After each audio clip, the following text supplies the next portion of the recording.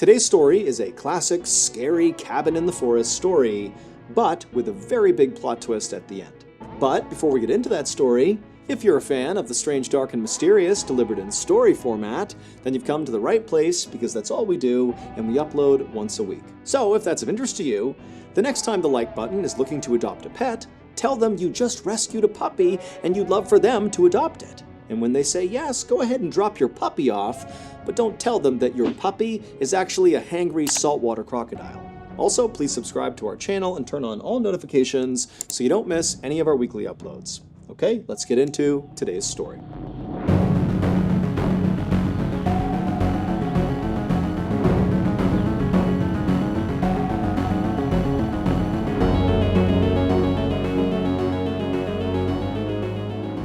On the night of October 17, 2019, a 47-year-old woman named Ada Quintal stepped out of her family's cabin in rural Michigan to take her dog for a walk and have a smoke.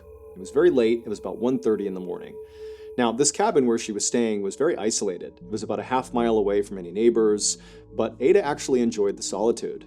She was surrounded on all sides by forest and swamps, and the wilderness actually made Ada feel a lot safer than when she was back home in the densely populated Detroit area where she lived full-time. And this was because just a few months earlier, when she had been back home in Detroit, she had been the victim of an unprovoked attack. She had been out in the city around all these people in broad daylight, and this guy came up to her and just jumped her, broke her nose, gave her a concussion, and then ran off. But the scariest part of this attack was not the fact that she had been brutalized. It was that this guy did not appear to have any reason to attack her. He didn't know Ada, and Ada had not been robbed or anything. It was like he just randomly identified her and attacked her. And the guy had never been caught. And so this ordeal had had such a profound impact on Ada that it really began to affect her health, both mentally and physically. She started to just kind of decline. And on top of that, she had been laid off from her engineering job, and so now she was unemployed and seriously depressed. And so recently, when Ada's uncle had called her and offered to pay her to come out and live in this 2-story family cabin and fix it up for the winter, Ada had jumped at the chance. I mean, not only would this solve her unemployment issue, but also she loved this cabin. It had been in her family for 75 years, and some of her fondest childhood memories were in this cabin. And so she looked at this as a chance to kind of get away from the city and just be in her happy place and kind of reset and recover from the trauma of the attack. And so for the past week, Ada and her boyfriend had been staying in this cabin and doing small repairs and cleaning it up. But 2 days earlier, her boyfriend had to leave and go back to the city where they were actually fixing up another property, a condo. And so now it was just Ada and her dog. But that was totally fine with Ada. She liked being out here by herself, so this was no big deal. But tonight, she was feeling frustrated because she couldn't sleep. About an hour earlier, she had taken a pill to help her sleep, but so far it hadn't worked, and so she was feeling kind of wired and anxious. And so she had decided to go on a walk with her dog in hopes that that would clear her mind and allow her to finally get some rest. Now, these roads that surrounded this cabin were kind of small and zigzaggy, and there weren't any street lights. I mean, this is not exactly a good place to go for a nighttime walk. But Ada knew this place like the back of her hand, and she also carried a 9mm pistol in her pocket, just for protection. And so after walking for a few minutes down one of these dark, winding roads, Ada's dog stopped to relieve himself on a bush. So as the dog was going to the bathroom, Ada just casually smoked and waited. But at some point, the dog just stopped going to the bathroom, turned slightly, and began growling, and its ears perked up, and it was looking off into the darkness right ahead of them. And so Ada instinctively took her flashlight and raised it up and aimed it in the direction her dog was looking. And right away, the cone of light illuminated these two eyes looking right back at Ada. And immediately Ada knew what she was staring at. It was a mountain lion. And so doing her best to stay calm, Ada slowly reached into her pocket to pull out her gun, but before pulling it out, the two eyes blinked shut, and then she heard it kind of turn and run off into the forest. It was gone. Once Ada was sure the mountain lion really was gone, she breathed a sigh of relief, and then very quickly tugged on her dog's leash, they turned around, and she hustled back towards the cabin. When Ada reached her cabin, which was all lit up because she had left all the lights on before she had left, she jumped up the front steps, she opened up the door, she went inside with her dog, and after letting her dog off the leash, she shut and locked the door. Then she grabbed her phone and texted her boyfriend to tell him about this mountain lion.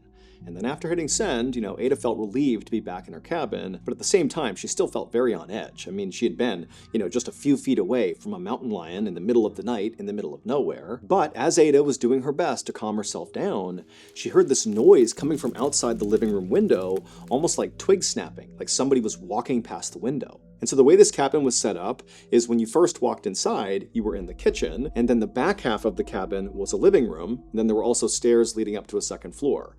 But from in the kitchen, you had a clear line of sight into the living room and vice versa. It was kind of like one big room with two functions. And so from where Ada was standing in the kitchen, she could clearly see the window in the living room where this noise had kind of come through. But because the inside of the cabin was all lit up and the outside was dark, from her perspective, all she could see was a reflection on that window. So to look outside that window to see what had made that noise, she would need to get right up next to the window.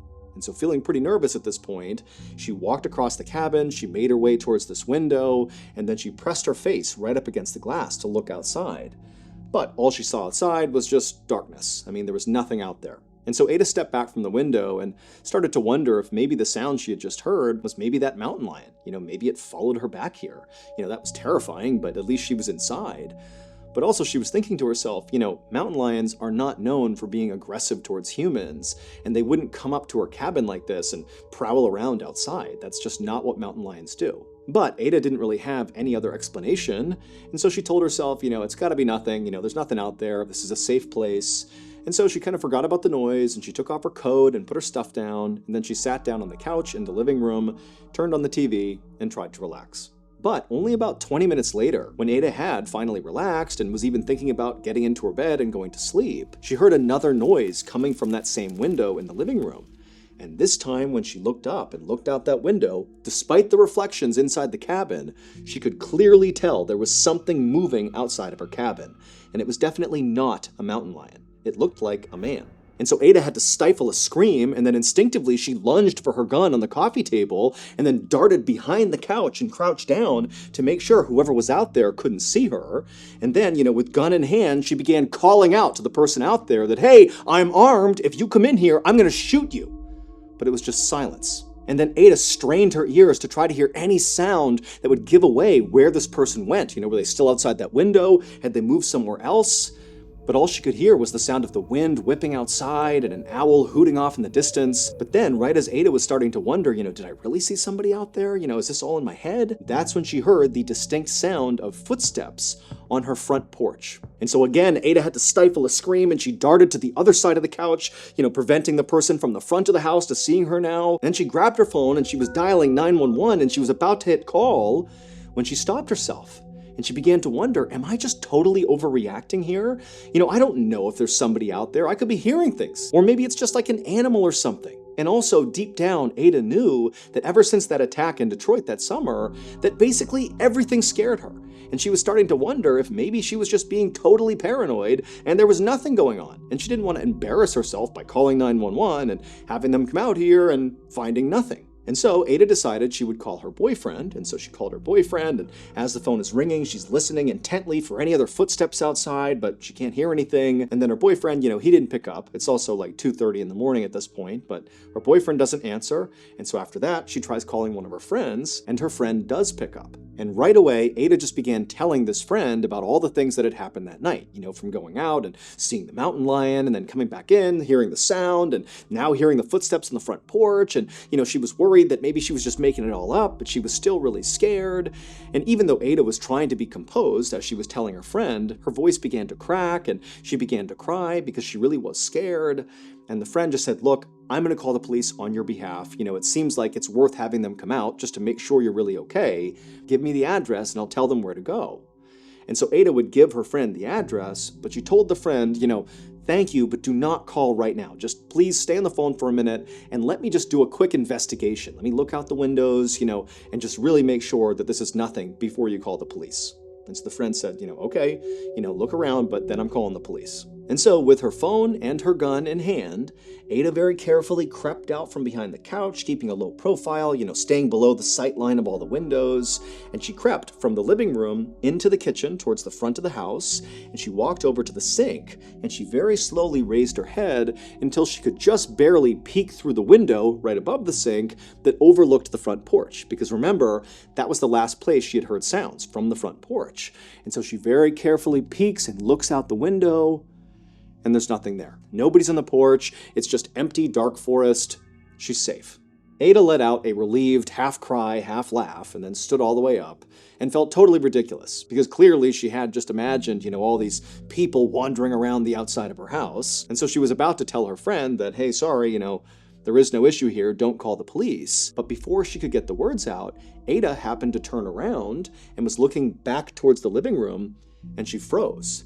Because there, in that same window she had heard those sounds coming from in the living room, was now the silhouettes of two men, clear as day, just looking in the window right at Ada. And so, acting purely on instinct, Ada just raised her gun and aimed it at these two men, and to her horror, the two men also raised guns and aimed them right back at Ada. And so Ada just started firing her gun at the window, and these men began shooting back at her, and right before Ada leapt to the ground, she was pretty sure she hit one of the men in the head with one of her rounds, and so she lands on the ground. It's absolute pandemonium at this point, and her friend, who's still on the phone, is screaming like, what's going on? What's going on? And all Ada could think to do was yell out, there's two men, they're shooting at me, I think I shot one of them. And the friend is screaming, I'm gonna call the police. And then the line goes dead. And Ada, who's crouched down behind the kitchen island at this point, she realizes all the shooting has stopped. It's now dead silent in the cabin. And so for a second, Ada was thinking to herself, maybe I managed to shoot both of them, and that's why it's quiet right now. But then another thought began to enter her head, that maybe she had only shot one of them, and the other survivor was moving into position to maybe ambush her. And so as she's running through what she's gonna do, she hears this horrible, loud thumping sound right above her in the second floor of the cabin. Now, Ada knew at this moment she should just get her dog and run. Because if this second shooter has survived and has now come into her cabin and is upstairs, that means the forest is now clear and she can make a run for it. But as she sat there by the island, still clutching her gun, in this beloved family cabin of hers, she began thinking about the fact that ever since that attack in Detroit over the summer, that had totally wrecked her life and made her scared of everything. And so as she heard the sound of whoever this was marching around in her second floor, she made a decision. She was going to stand her ground and fight. And so she took a deep breath, she stood up, and with gun in hand, she made her way to the stairs and began to go up.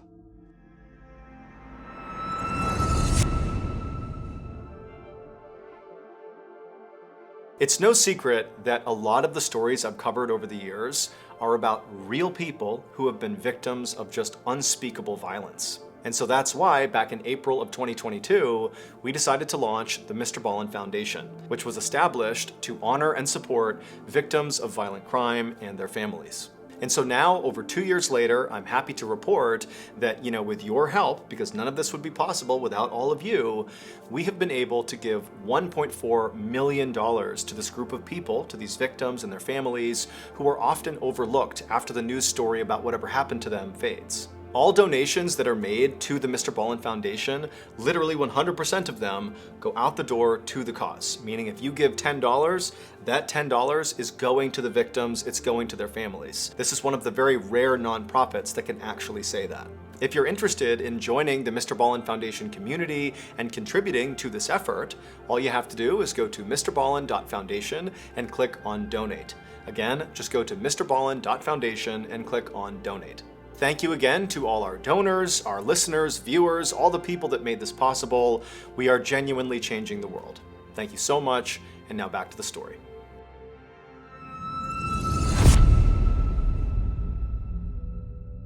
The police arrived at the cabin about 30 minutes later because Ada's friend did call the police, and she warned them that as far as she knew, there could be at least 2 gunmen there, and maybe Ada had shot one of them, she wasn't sure. And so when the police arrived, they showed up, guns drawn, and they walked up to the cabin and they searched the outside, but there was nobody out there, it was silent. And then when they made entry into the cabin, they saw clearly there had been a shootout. I mean, there were bullet holes all over the place, broken windows, but after searching the cabin top to bottom, they didn't find anybody. No Ada, no shooters. However, they did find Ada's terrified dog inside of the cabin, and the dog would be just fine. Now, once the cabin was secured of any threats, the police would do another comprehensive search looking for any evidence that would kind of tell them, where Ada or these shooters had gone. And during this secondary search, they would find Ada's shoes and her cell phone on the roof of the cabin, and they would also find her gun on the ground not far from the roof, suggesting maybe she had fallen off the roof or jumped from the roof, but they were kind of located roughly in the same area. And during this secondary search, they wouldn't find Ada or the gunman, but they would find Ada's cell phone and her shoes on the roof of the cabin, and they would also find Ada's gun on the ground not far from where her shoes and cell phone had been found. But that was it. Police immediately launched a massive search in the forest surrounding the cabin, but despite looking all over the place, they could not find any signs of Ada or her attackers. Police checked local hospitals to see if maybe the man that Ada had shot had shown up seeking medical attention, but as far as they could tell, he hadn't. And so pretty quickly, the police theorized that maybe there were no gunmen. Maybe what really happened here is Ada's boyfriend attacked her, and he was responsible for whatever happened to her. But when police checked on Ada's boyfriend, it would turn out he had a rock-solid alibi. He had been with Ada's adult son at the time Ada had gone missing, and Ada's own son said, yes, for sure, he was with me. He did not do this. But after that, the police thought, okay, well, maybe if Ada's boyfriend didn't do this, maybe he hired other people to hurt Ada. But there was no evidence of any strange financial transactions, and as far as they could tell when they did some digging, there was no strife in Ada and her boyfriend's relationship, so there was no clear reason why he would want to hurt her. And so that lead also kind of fell flat. Police would confirm that Ada was attacked that previous summer by this random guy in Detroit, and so for a little while they speculated that, maybe this guy, this attacker, who had never been caught, had maybe tracked Ada down to finish off the job. But that seemed so far-fetched and just unlikely that basically was shut down as well. And as the days passed, the evidence that was coming in only made the case more confusing. For example, there were all these bullets fired during this big shootout in the cabin, and when they examined the actual bullets they extracted from the walls and the floor and the ceiling, they were all from Ada's gun. However, outside and inside the cabin, they found all these different shell casings, suggesting that those bullets had been fired from different weapons, i.e., maybe the attacker's weapons. And so as the weeks passed by and Ada and her attackers were not found, people began to speculate that, maybe this was all an elaborate setup by Ada just so she could disappear. Or other people thought maybe she was abducted by aliens. There were lots of theories surrounding this, but basically nobody knew what happened. And then pretty soon, the case just went completely cold. That is, until December 21st, 2019, so about 2 months after Ada's disappearance. And on that day, Ada's family decided to drain a pond that was near that cabin in the woods. At this point, the family was so desperate for closure that they were prepared to do just about anything to find Ada and to figure out what happened to her. And so even though this pond had previously been searched by the police, they drained this pond, and sure enough, they find Ada. She was deceased, and her body was found about 300 yards away from the cabin, and she was covered in only about a foot of water.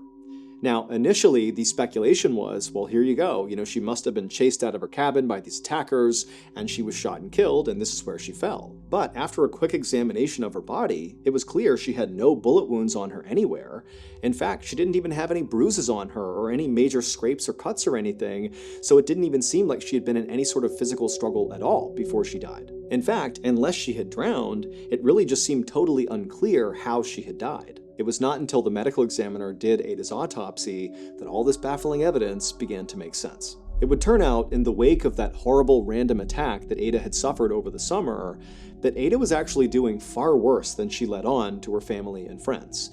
She had basically begun to cope with her trauma and anxiety with substance abuse. And so on the night that she had died, she was likely feeling totally stressed out and anxious, and she couldn't sleep as a result. And so she had taken some Valium, which is a fairly strong sedative, and also some anti-anxiety medication. But after taking those pills, she still wasn't tired. And so that was when she decided to, go out for a walk with her dog, to clear her head, and have a smoke.